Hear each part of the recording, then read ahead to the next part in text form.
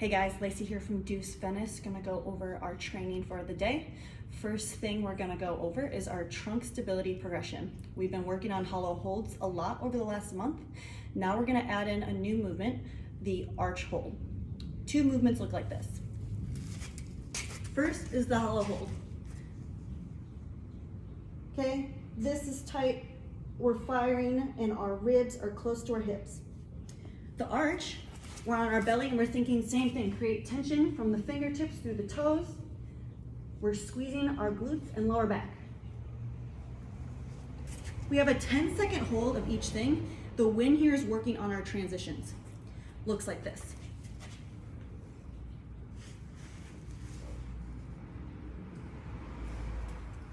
Okay, you'll hold for 10 seconds in the hollow. Transition, hold for 10 seconds in the arch. Back and forth. Then you have a 90-second rest in between rounds. 3 rounds for quality.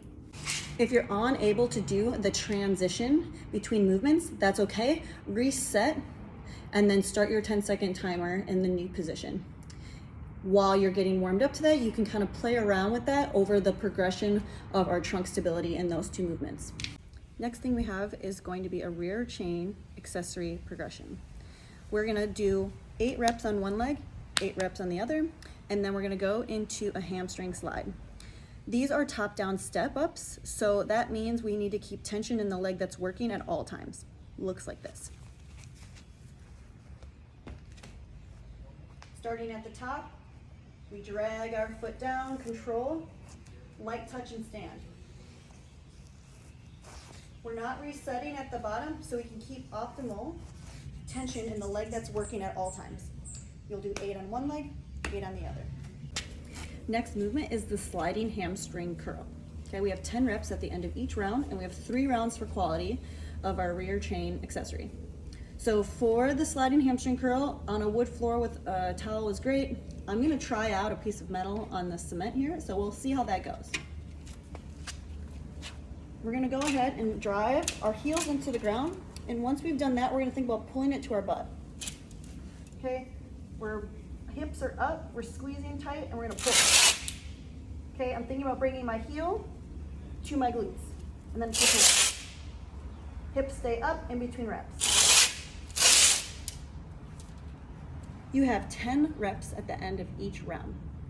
If the full slide back and forth is too challenging for you, whether it's the surface you're on or what you're deciding to use as your implement for the hamstring curl, you can focus on the pull and then reset for the push. Hips are up, we pull, we reset. Now our final piece is our sprint work. So today we're gonna be doing 6 rounds of a 100-meter sprint. Measure that out ahead of time into a 1-minute rest. So as soon as you hit that marker for your 100 meters, check your clock, you have a 1-minute rest. Walk back to the start. You'll do that 5 more times. At the end of that 6th sprint, look at your clock. That is your total time. You are done, and that is your score for the day. What I want you to think about here is using gravity to get you where you want to go. So that lean and that tight hollow body position is going to be very important while you're sprinting. This is tight. We're leaning at the ankles. The more we lean, the faster or the more we're falling, and we're using gravity to move. This is slower, this is faster. Last thing I want you guys to think about during the sprint is what your 3 first steps look like. Okay, we're gonna use our arm drive. We're thinking cheek to cheek as we come out, and we're gonna do an aggressive drive forward with our legs. Looks like this.